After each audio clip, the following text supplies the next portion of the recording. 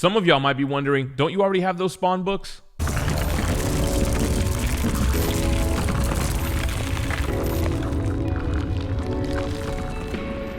What's going on, GemMintnites? It's your boy GemMint back with another Omnibus haul. And yes, I do already own the Spawn Deluxe Edition hardcover set. These ones were gifted to us from Organic Price Books. We're going to give them away this Wednesday, June 7th, over on Whatnot. We're going to go live at 6 p.m. Eastern and do an hour comic book auction, and we'll drop this giveaway somewhere between that show. It's worldwide, 100% free, and if you haven't signed up for Whatnot yet, use the link in the description and in the pinned comment. It'll get you a $10 credit you can use towards your first purchase as well. So big thanks to Organic Price Books. Make sure to check out organicpricebooks.com for any Omnibus, Absolutes, any kind of collected editions, and use code GEMMINT. It'll save you $2 every time. Plus, that Volume 6 is coming out, so make sure to pre-order it. Let's get these out the way so we can get into the haul. All right, gives me a little bit of elbow room. First up, we have The Incredible Hulk, Volume 5 from Peter David. And we got another Peter David book I'm excited about here. But first, let's take a look at Hulk Volume 5. This is the regular cover by Lee Weeks. Moving on over to the spine. Love how it matches with the other 4 volumes. That's what we want. Coming down to the back, $100 cover price. It collects The Incredible Hulk, The End, What If General Ross Had Become the Hulk, Incredible Hulk 77 through 87 from the 2000 volume, Hulk Destruction 1 through 4, Hulk vs. Fin Fang Foom Issue 1, Marvel Adventures Hulk 13 through 16, Hulk Last Call, Symbiote Spider-Man Crossroads 1 through 5, which is more recent, just like New Fantastic Four 1 through 5, material from Giant Size Hulk 1, World War Hulk Prologue World Breaker, Hulk Monster Size Special 1, and Breaking Into the Marvel Way number Z. $100 cover price. Inside of the dust jacket, more on the Hulk, where we're at with the Hulk and Peter David. He's been writing the character for so long. Like I said, even recent material in this book. And funny enough, they're having a Maestro Omnibus coming out soon as well. We get a little biography on Peter David, as well as Dale Keown, Greg Land. And here's the artwork on the actual hardcover itself. What we got on the inside, a black cover page. Nice big Hulk artwork here. Here we have the table of contents. Jumps right into the Hulk, The End. So this is just Peter David doing a kind of what if this was the last issue of the Hulk. That's pretty cool.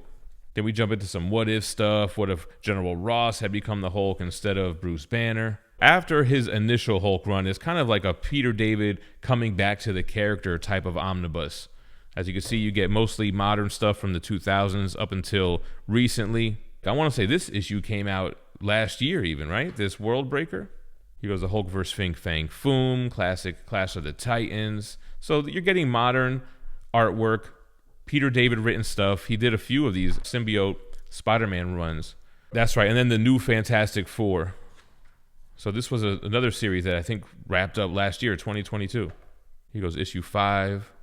They give you the Virgin cover for this 5-issue miniseries. All right, and then as far as bonus material, looks like we have some original artwork, an article, some variant covers, Symbiote Spider-Man stuff, Art Adams, New Fantastic Four covers. Yeah, so recent stuff. Not as far along as that Peter David Hulk run, but the Mighty Thor is here with Volume 4, going deep into the Thor mythos, collecting Mighty Thor 195 through 228. Let's take a look at it. It is a thinner Omni, actually. This is the cover for the Mighty Thor 222. On the dust jacket, you have Thor and Hercules fighting side by side. It's a newer Silver Age collected edition, so you have that type of spine detail, the little Thor on the bottom. Retailing $100, we get all the issues on the back here, and it's got the same type of layout as those old school omnibus. And in keeping with that tradition, you have a plain graphic on the hardcover, same spine, Mjolnir on the back. All right, so opening up, we get the black cover page, splash page, again, looking like the old school omnis. Man, love this huge artwork on here. It looks great on the white background as well. Here we have all the credits and the table of contents.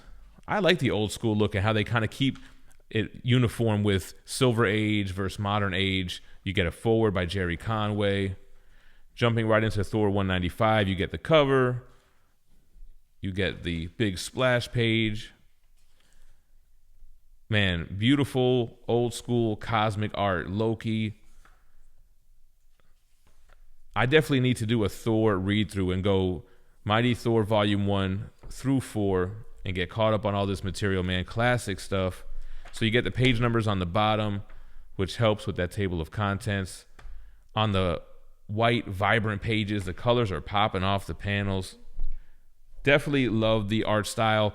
Now, the dialogue can get a little dated, and that's what kind of gets me apprehensive to starting these big, long read-throughs, but that's kind of what I want to start doing, man. I really want to do like a Spider-Man read-through, and we should just do some classic, iconic run read-throughs. Got Fire Lord showing up, so Galactus can't be far behind.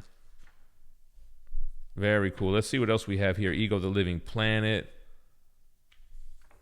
Look at the artwork here, man. That's just classic Romita goodness. Kirby inspired. And then in the back, what do we get here? Some house ads. You get your Marvel value stamp.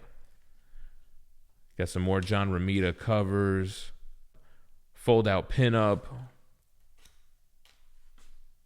Nice original art interiors. Wow. Big splash page and cover. Very cool bonuses. A lot of heritage auction items.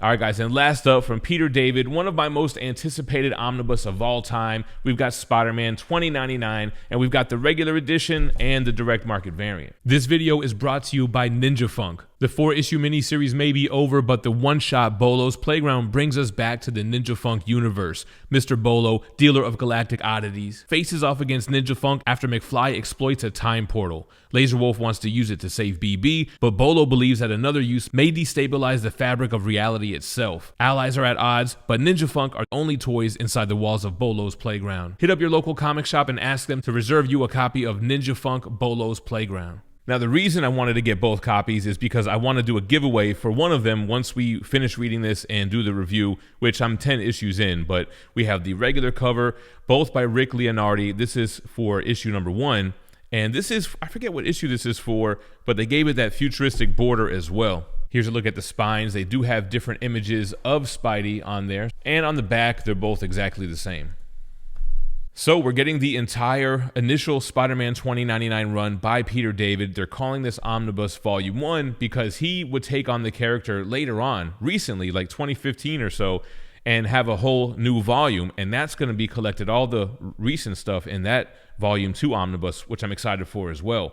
But in this one, you get a jam-packed omnibus. You get Spider-Man 2099, 1 through 46, then you get the 2099 tie-ins, which are part of an event. You also get the annual. You get Spider-Man 2099 meets Spider-Man number 1 and special number 1.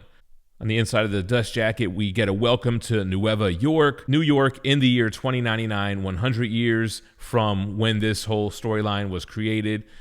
We got a biography on Peter David, the writer, and Rick Leonardi, who does the covers and the interiors for most of the run. Then we have a wraparound cover. I'm not the biggest fan of this, just kind of peach color overlay, but you get him in costume here. You get Miguel the first time you see him after getting the Spider-Man powers, and the spine that looks like the dust jacket.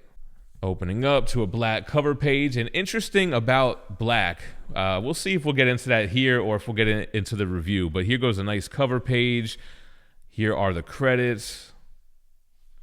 Then you have a table of contents. Great, you get everything, man. The issues, the title of the story, is when it was published, what page they're on.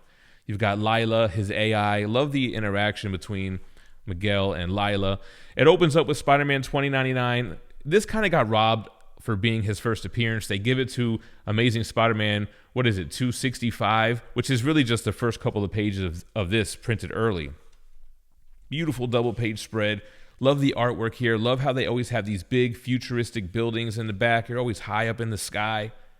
It immediately throws you into the world of 2099 and you're already Spider-Man, and then it goes back and shows you what happened here. But this was, one of my favorite things as a kid, man. It came out in 1992, so I would have been, 8 years old. This is what was on the shelves, and I just love this futuristic depiction of Spider-Man. I thought the costume was awesome. And what's funny about the costume, I always assumed it was a blue costume, but there's multiple references so far within these first 10 issues that say he's dressed in black.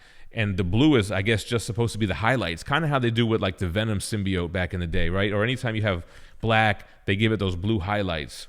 And I don't want to get too much into it because, like I said, I'm reading it. Here we go. I'm using my organic price books bookmark. I'm on issue 11. I'm going to drop the full review of this pretty soon, but we'll just flip through a couple more pages. I just am a huge fan of the artwork here, man. Doom 2099. You got this big full page spread. Punisher from 2099. You get the regular covers, then you get the story. It's the perfect omnibus. Let's see what bonus material is collected in here. All right, so we have some material from what looks like Marvel Age Preview number 2. It looks like it's just setting up the 2099 universe and event. Here's the Marvel Age cover. So we have some articles here. What do you think, man? He always looks more blue, and obviously they make him blue in like video games and in the animated movie. But it sounds like he was depicted, he was supposed to be black and red. Oh, I love this poster, man. This was the gatefold poster from Web of Spider-Man 90, which was part of the 4-cover hologram cover set. Like I mentioned, 265 was one of those, which was technically, I guess, the first appearance. Here's a nice 9-card connecting cover set here from Marvel Universe Series 4. More trading cards. Got some Joe Jusko art here. And some graphic novel covers. I used to have the trade paperbacks for this run. The connecting covers for the Fall of the Hammer event. And that's it for Spidey 2099. All right, everybody. There goes the haul. Appreciate you watching. And remember, Wednesday, June 7th, 6 p.m. Eastern, we're doing the Spawn giveaway. Be there. Stay minty fresh. Peace.